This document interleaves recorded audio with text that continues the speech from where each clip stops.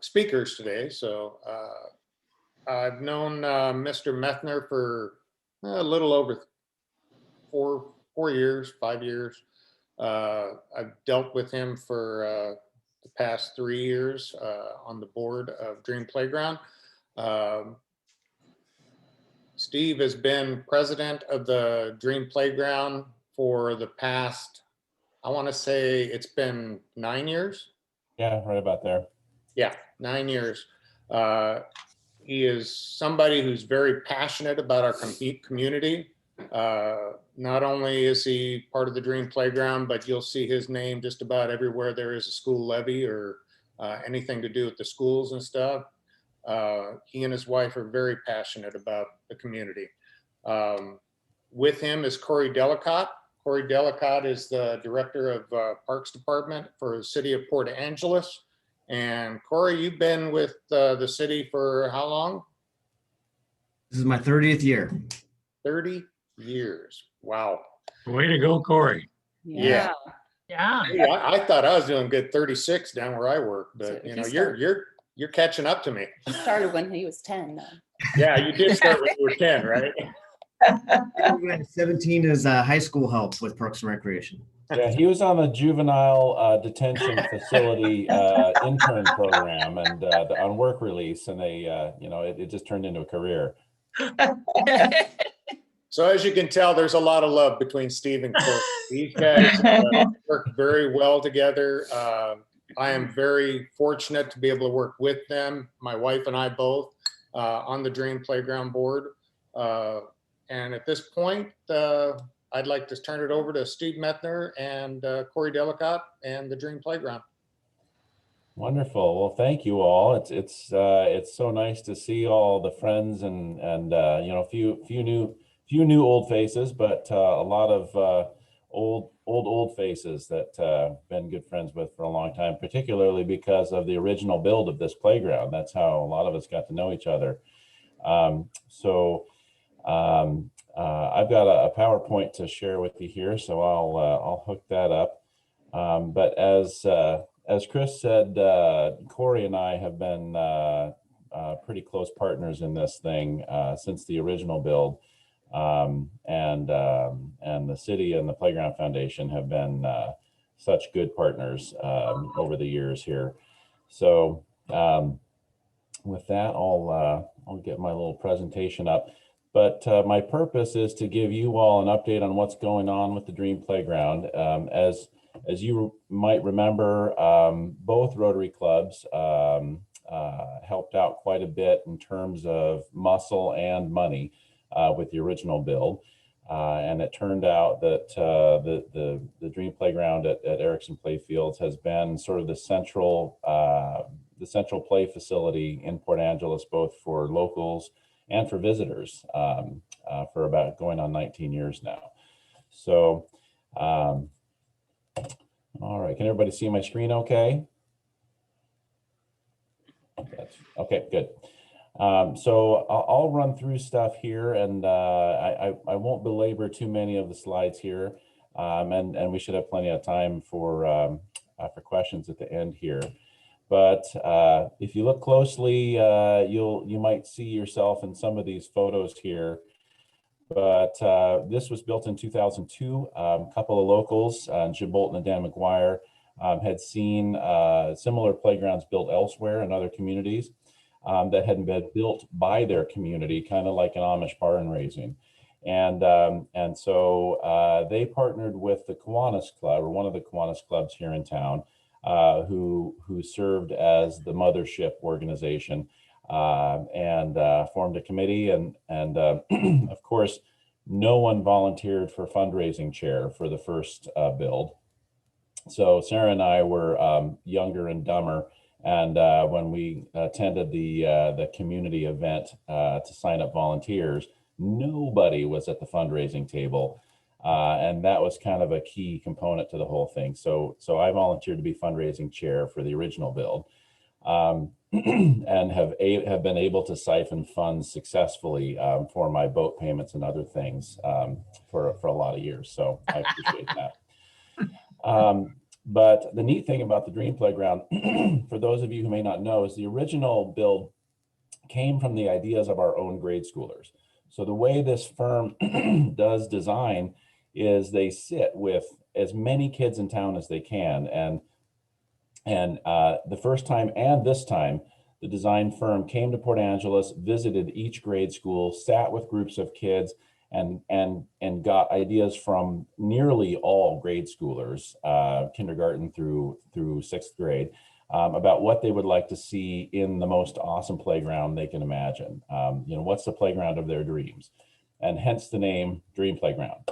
And so the imagination of our own kids directly informed the design of the current playground and directly informed the design of the next generation, which is, I think, the neatest thing in the world.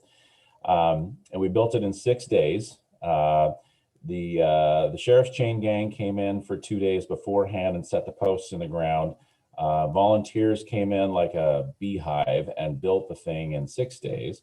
And then for those of you who've helped out over the years, pretty much every year we've had either 1 or 2 maintenance events where we've applied gallons of wood sealant. We've had either 2 or 3 additional semi-loads of ground cover delivered that we've shoveled in there over the years, replaced and refaced a lot of fence pickets. That's been our prime focus in recent years.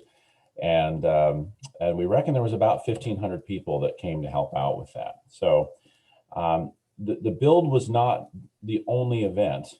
We built it in 2002. It was about 185,000 that we collected in donations. And then there was a ton of donated labor and services. And Steve Zenovic did a lot toward the engineering and the civil engineering part of the original playground. But in 2003, we constructed the brick tile kiosks where those children's handprints are. That was one of our big fundraisers, with those hand-printed tiles. In 2004, we, on our hands and knees, laid down the entrance plaza, which is interlocking pavers. In 2009, and this was Corey's big idea, we built a picnic shelter there, also volunteer labor and donated funds. And then between then and now, we've done a lot of community picnics and volunteer maintenance events pretty much every year. In about 2016, we started to have some concerns because I don't know if anybody's noticed, it's a little wet in the Northwest. And when you have wood in the ground, that tends to be a difficult combination. So we started to have some concerns about what the wood looked like that was in the ground. And so Corey worked on some engineering surveys and actually contracted to have some resin injected into the base of some of the larger supports to extend their lifespan. And it's a process that they use for telephone and utility poles as well. So that bought us a few more years as well. But the engineering survey indicated that we probably had 5 to 8 years left with some of the big supports, but some of the smaller ones, and particularly fence posts and a lot of pickets and things like that, we're really starting to see some limited lifespan, which is normal when you have something that's used every day by dozens or hundreds of kids. It's some pretty heavy wear and tear. In fact, the design firm had always been surprised how well our playground was holding up, and it was because we did volunteer maintenance every year. Most of the ones that they help with that were made of wood, like this one, had not lasted as long as ours. So, and then in 2018, there started to be some community concerns around visibility, meaning can you see your kids wherever they are in the facility. General atmosphere, because with the opioid crisis and increasing homelessness and sort of just some of those, societal frustrations that we have, it started to take on a little more of a reputational problem with local parents. Still was super popular and continued to be super popular with visitors. And the ground cover took on a reputational life. thank you, Facebook. Yes, there had been some minor concerns with it, but there were some social media. Things always go a little too far, I think, with social media when it comes to things that people get upset about. But there was some legitimate general concern about, can I see things that I dropped there? Where are my keys? What's in that stuff? Because it's wood fiber, so things do tend to get buried. But the bigger issue with the ground cover really was that because it's it's called FIBAR. There's nothing magical about it. It's just been sort of processed in a way that it doesn't have a lot of splinters, but it really holds the moisture quite well underneath. And so it was always damp in the ground cover, just because we just don't get hot enough here to really dry it out, because there was almost 18 inches of it in there. So you can imagine there's a lot of great compost under there. So in about 2000, late 18, 19, we started to do community surveys. We got about 350 or 400 survey responses from local parents about what they liked most about it, or what they would want to see, or what their main concerns were, and started to do school outreach, and contracted for a firm design for the next generation of playground, and started to do our ongoing fundraising as well. So. This was the layout of the original playground. I won't spend too much time here because I know it's probably a small fuzzy screen for you here, but the only thing I'll point out is where I'm circling over here, that's next to Race Street, and that's where the tot lot is for the little kids. And over here is where the big kids swings are, and the tire swing, which is one of the most popular things. So as we got into the redesign, we flipped those around. So the little kids are going to be farther away from the street, and the bigger kids area is going to be a little more visible to Race Street as well. The central area is going to be placed in a similar way. But one of the things we heard was, don't change it too much. We love that sort of, hometown wooden look. So so that informed the design as well. You guys know all about the skate park. One of the exciting things that we can say is going to come here, and many of you may know, is there's a pump track that's going to be put next to that skate park. It's going to go in that big grassy field to the lower right there on this picture. And I'll hold up for a sec here. Corey, do you want to talk about that just briefly? I can. So we've been working with the Lincoln Park BMX folks on this project for the last 2 years. They've made over $400,000 worth of improvements at the Lincoln Park BMX. And they still had enough energy to say, hey, we want to do this project. And so after doing some research, we decided that the best place to put it would be at Erickson, because originally after the skate park was in, we talked about putting something in for bicycles to take some pressure off of the skate park. So we're really excited to work with them. We ranked 7th for a $350,000 RCO grant. They have received $100,000 in lodging tax to the city and $100,000 lodging tax to the county. So it's about a $700,000 project. And so we're really excited about that. But not only just excited about the pump track, but I'm just excited about Erickson Park in general. Across the street, we've done about $750,000 worth of improvements over at Civic. We have a great relationship with the Peninsula Tennis Club, and we've done some improvements to the courts. We've worked with the volunteer and put a calisthenic park in there. We're going to do some fencing improvements to the skate park, and now the Dream Playground. So, we have the Race Street Corridor project coming on, which is really going to enhance the entrance to both sides of the park. So we're just really excited that this is going to be like the main hub of parks within the middle of our community. And so I'm really super excited about this. Yeah, it's going to be a really, as we come out of this whole pandemic and people can actually come out of their marmot holes and participate in public life again. This is really sort of a central crown jewel for us at Erickson. All ages, from people on skateboards, little tiny kids, people on bikes, people who want to play pickleball and tennis, and then of course the lefties and sports are across the street. So yeah, it's really an exciting centralized recreation corridor. And then as Race Street gets improved, of course, that's our main that's our main eye candy for people who are visiting Port Angeles. So as an amenity for visitors, because there are hundreds of thousands of people every year who drive up there to the park, we really want them to see just how much we care about our community.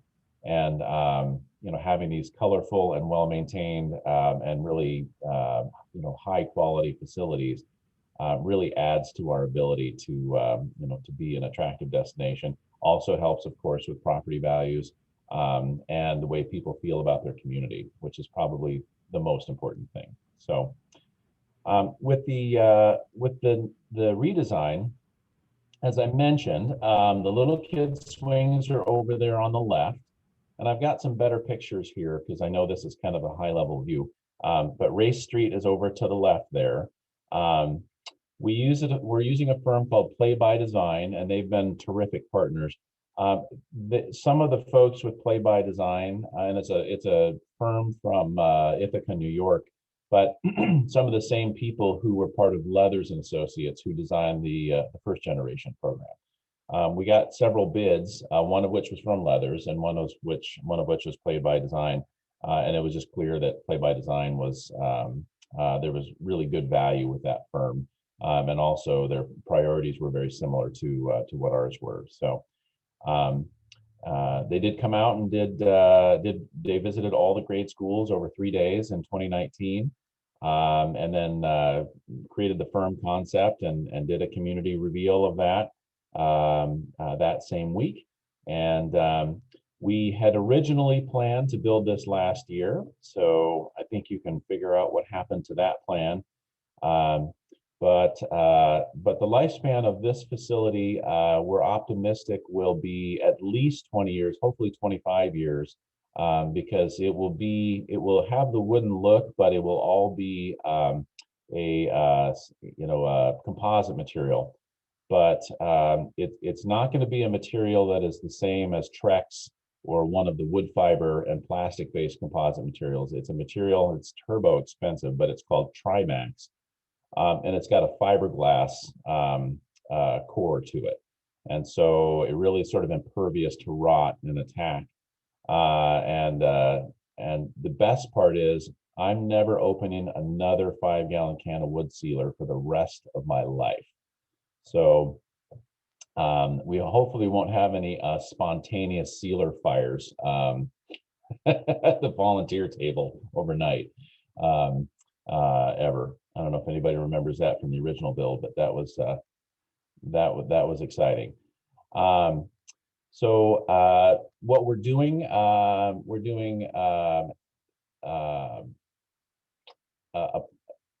pour in place rubber surface. So let me unshare for just a sec here.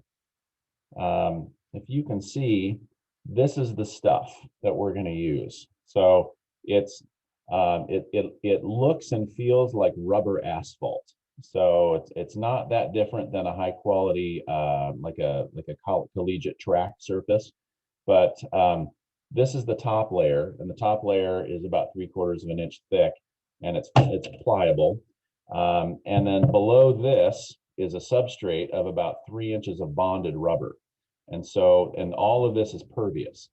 So this is a material that it's poured in place like asphalt. So it's a continuous surface. There are no seams. There are no tiles to cut around, components and things like that. So you can build the playground, set all your components, have everything ready to go, have your fence all there, and then there's a contractor that will need to do this for warranty purposes. But then you come in, install the barrier, then some crushed rock, then this bonded rubber, then this stuff, and then this stuff.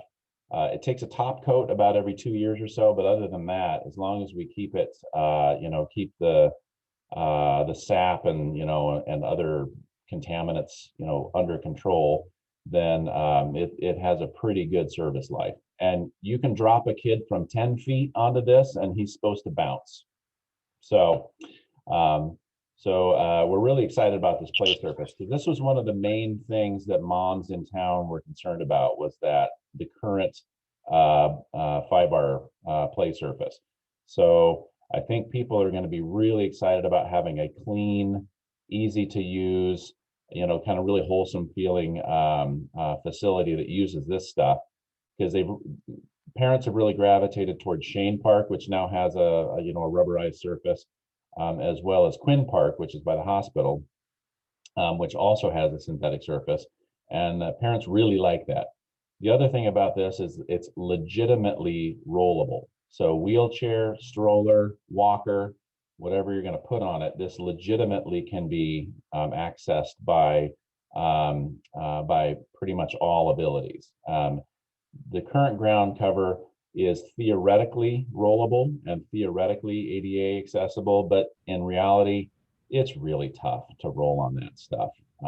So we're excited about that. It's very expensive, but this was kind of a mandate that we have from the community. And Corey and I both feel very strongly that the way to take back a public space is to put the public back in it. And so if this facility is so attractive to moms and parents and visitors and the old and the young and people of all abilities, then people are going to want to use it. And so I think that's the best way, is make it attractive enough that people just automatically want to be there. So let me share my screen again here. And so the other thing that we're wanting to design in is a 360-degree ability to have visibility from a central seating area. So if you're the person who's brought the little kids there, you should be able to sit in the central. There's a central structure that's octagonal, and it will have engraved pavers as its surface. But you should be able to see kind of under and around the whole facility to wherever your kids are, from 12 years old to 3 years old, and be able to see them from one central place. And if you talk to a mom about that, and you tell them that, and you tell her that's what we're trying to design into this, you can just see her go, oh gosh, she sort of opens up, like, this is exactly what I was worried about with the playground that we have. Low maintenance, high fun factor toys. When we put in the first playground, it was kind of at the height of sort of a liability freak out around kids getting injured on play equipment. And so since then, designers have been able to build a little bit more peril back into play equipment, which is great. So you can get them up a little higher in the air, you can swing around a little faster, and you can have them climb and get sweaty and really kind of engage with the toys, which I think is great. One of the things that we'll have is a climbing net that's almost 15 feet tall. So if the kid falls on that, they'll sort of plinko their way down. But adding in some controlled, some controlled sweaty, but not really perilous, but have them feel like need to have some skin in the game. Zip line, climbing toys. There's a hurricane spinner, which is it's a deal where it's a wagon wheel on a pole, basically, and you hang on to the edge of the wagon wheel and you just spin around. And one of the neatest things is going to be an accessible merry-go-round. So who remembers burning half of their skin off on a hot summer day on a giant steel merry-go-round that stuck about this far out of the ground on a spindle? So this one takes that one and safens it up just a little bit. So this one will be actually flush with the play surface. So you can roll onto it. Grandma could roll onto it. A child can just walk onto it.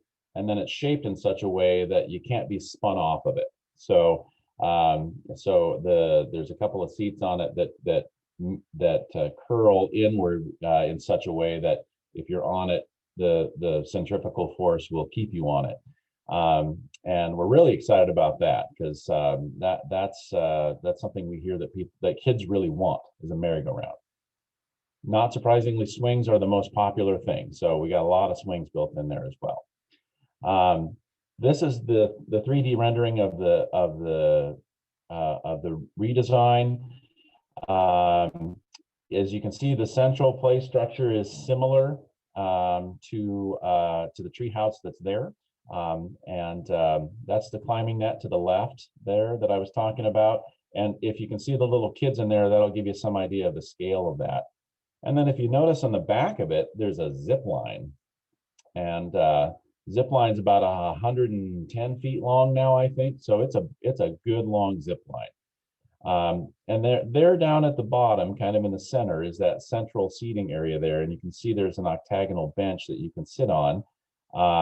And we hope to have a separate entrance right there that's sort of a little garden entrance. And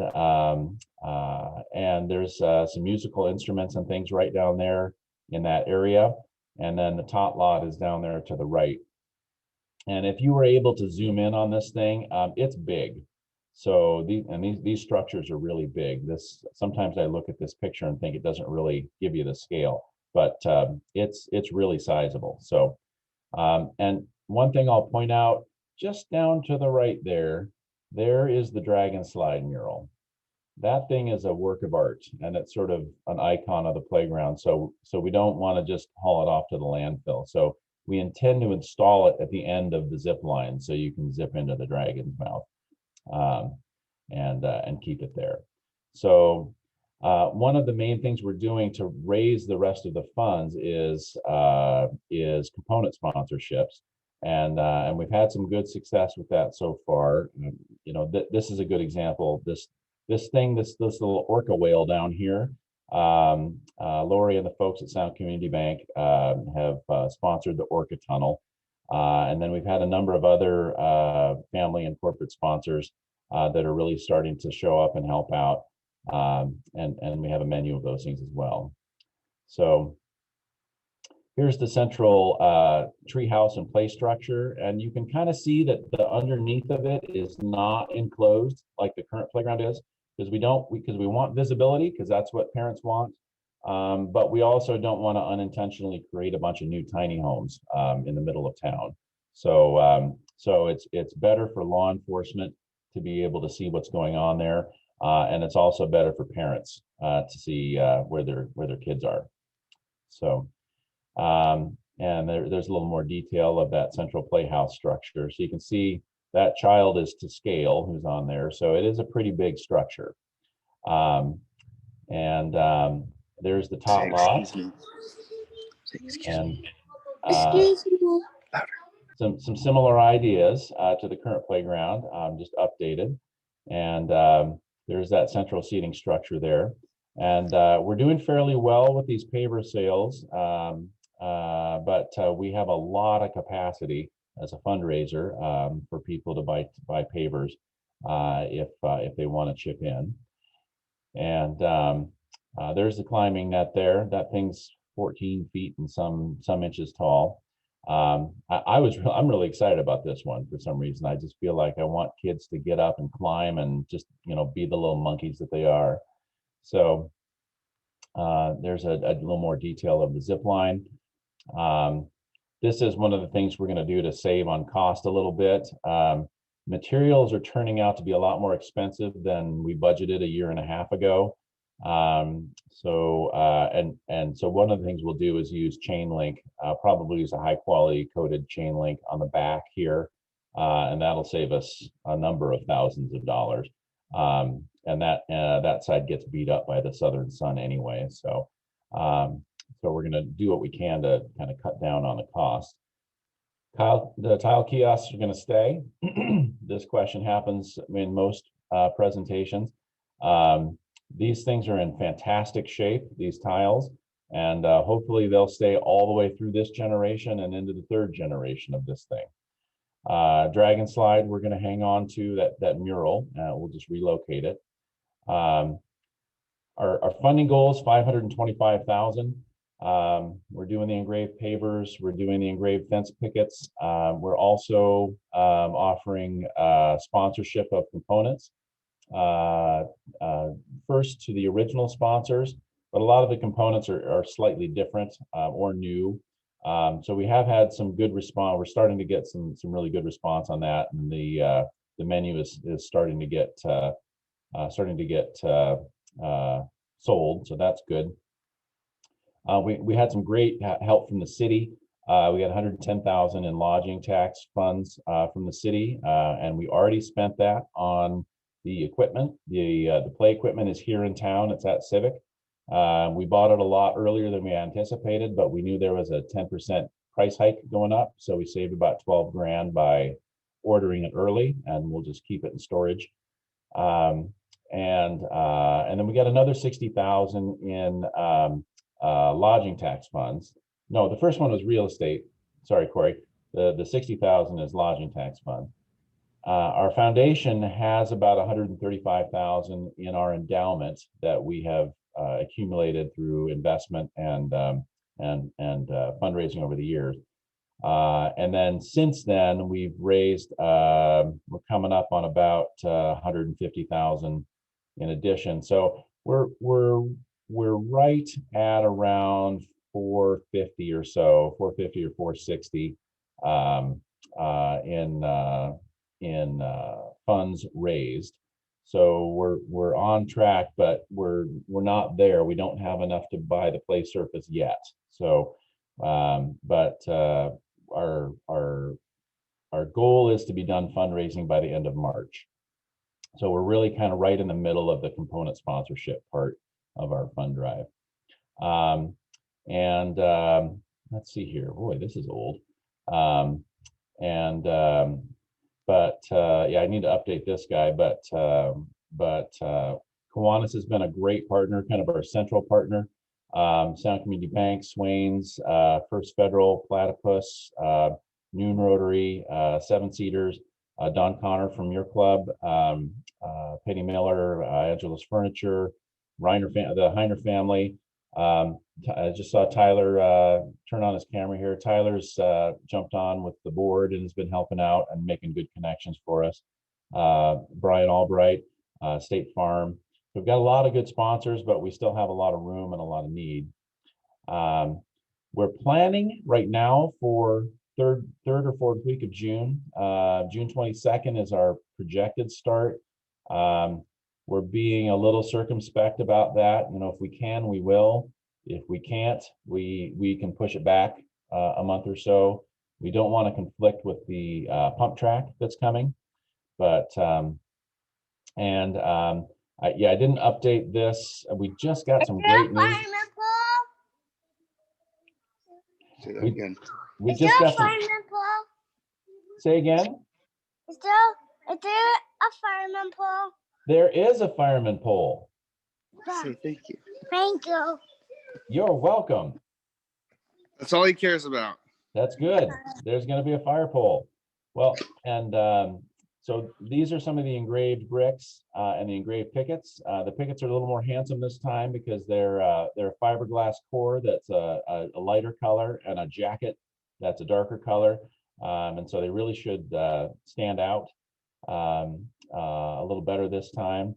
And so there's kind of a sample list of the components we have available. I need to update because a lot of these are sold at this point, but we still have about 60% of them that are not. I'll leave this contact info up if you want to write it down. That's my email, Corey's email and phone. I'm sure a lot of you know Steve Charno. Steve Charno had been president of this foundation after we got the original build done. And he was kind of my mentor and grown up really effective and hyper intelligent guy. Steve had a massive stroke about 8 years ago. was unable to sort of, continue functioning. We thought we were going to lose him for a little while. About a week and a half ago, he called me, and I'm not sure what I was more excited about: the fact that he could now call and speak about this, but he called and he said he wanted to give us a matching grant of $30,000. So he is going to match any donation. He really wants to encourage local folks who don't think they can make as much of a difference, but might have 25 bucks they want to donate. But he wants to match any donation from $25 up to $500, up to $30,000. So I think that is just the neatest thing in the world. So my figure there does not reflect that, but we have a matching grant that we're just about to plug in here, which is just the neatest thing. So if any of you know Steve Charno, he's still there, and he's still engaging. So so that's it, and I'll stop screen sharing. And if anybody has questions or discussion, I really love it when people just yard on the city when it snows, because that's when Corey's in the room. So if you got things to yell at the city about, now's your time, because Corey's right here. I can actually address some. I'd like to, could you tell people where to send a check also? PO box for the Dream Playground if they just want to drop off a check or something? Yes, our PO box is PO Box 416. That's PO Box 416. And all the same as what Port Angeles 98362. You can also go to our website, it's the Dream Playground. Let's see, what is it? padreamplayground.org. So padreamplayground.org. And we have a PayPal link in there as well. So that's a great way to do it. If you send a check, it doesn't cost us the 2% that PayPal takes. But if you want to put it on a card, we are super grateful. And that's how we're doing the bricks and the pickets as well, is through that PayPal link. So we can really track it well that way. So yes, indeed. Well, thank you, Steve. Are there any other questions for Steve or Corey? Hey, Steve, are you a 501c3? We are. Okay. Any other questions? I have a question for Steve. On the PO Box 416, is that to the PA Dream Park? Is that how we address it? Yeah, just address it to Dream Playground. Oh, Dream Playground. Okay. Yep, Dream Playground, PO Box 416. Okay. And I'll send the updated component sponsorship sheet to Chris, because a lot of folks want to see what's there, for business or family purposes, or if your business or family sponsored one with the current generation. I'll send that to Chris, and he can get that over to you guys when we're done here. Actually, Chris, I just updated it yesterday afternoon and sent it to you. It's in the Dropbox? I emailed it to you. Oh, okay. Hey, Steve, Yeah. Go ahead. this is Roy Gotham. Hey, have you looked at the parking impact for the BMX when you add the pumping park? Corey, do you want to take that one? Sure. I don't know that it'll be too much different, only because when you're kind of over at Erickson, you kind of watch the kids come in and parents kind of drop them off, or they skate down there. And so there's usually plenty of parking in the parking lot. And I kind of assume the same thing with kids riding their bikes there as well. But it seems like to me that lots of times when they have competitions out there, they have a lot of cars because they like to work on their bikes in between heats or whatever. And that's where the Civic parking lot's going to come in, and timing it where when they have events that we don't have anything over at Civic. Gotcha. And the traffic will cross back and forth, okay? And Roy, the pump track is, I mean, there can be competitions there, but it's more of a recreational facility than it is a competition facility, if I understand it correctly. Whereas BMX is specifically a competition. People drive in with their cars and their, you know, and like you say, you know, working on their bikes and stuff. Corey, am I right about that? Actually, one of the reasons why they were so successful getting lodging tax money is because they will be bringing in competitions Okay. in conjunction with their BMX track at Lincoln Park. Okay, cool. So that's heads and beds. Steve Methner, Yeah. Tom here. Is there for some reason, I'm thinking I either committed to something earlier this year or last year with COVID, everything going on. I don't remember. And are you tracking that? Are you sending people reminders? What can you tell me about that? Yes, I do have you down, Tom, for $10,000. So I just Very good, Chris. No, I've really got you written down, Tom, for 10 grand. So I'm waiting for the check. The zip Honest to God. He's paying for the zip line. Well, I thought you were going to find that because we talked about the zip line. Yeah, that's 17 grand. And I do Well, you believe said you said you would talk to other people and everything and get in on that. So. right. Well, Thanks, I Tom. That's great. I remember making the check out to Steve Methner Vacation Fund, and I dropped it off at his office. I just don't remember what. We've updated that to the Steve Methner Boat Fund. The boat fund, good. Yeah. So Tom, I can't remember off the top of my head. I know we talked about it, but yeah, we are definitely tracking it, and I'm happy to look and see. I don't know that we've, you know, made a hard doc about that stuff. Would you send me an email to my, you got my email address, and Okay. as far as what's available still, and if you find it, if you don't, I just don't remember. Yep. Then again, I had trouble with my kids' names yesterday, so whatever. Yeah, I'll email you when we're done here. I appreciate it. Thank you, sir. Is that Tom Berenger? Okay. Any other questions for Tom or Corey? I mean, Steve or Corey. All right. Hey guys, I appreciate you coming out and getting up this morning with us and giving us the presentation. Like I said, it's a wonderful thing that we're doing here, and hopefully we'll meet our goal. And either way, we're gonna put this thing together. One of the things I don't think that Steve actually said was we are going through that. We bought most of the equipment already. I mean, it is purchased and stuff, and it is on site, but you know, we're extending ourselves out there to get this done. So we need all the help we can get. So yeah, we're placing the order for the Trimax maybe today, because they are several months behind in production. So we're begging and pleading to get further up in their production schedule. But yeah, we're committing hard. all righty. Well, thank you guys. Appreciate it again. And everybody hunker down this weekend, stay safe, get what you need to get done today, because it doesn't look like tomorrow is going to be too good a day to be doing anything. Good seeing everybody. Thanks, Thanks, Corey. Corey. Thanks, Steve. Thank you all. Okay. Thank you, Corey. Thank you.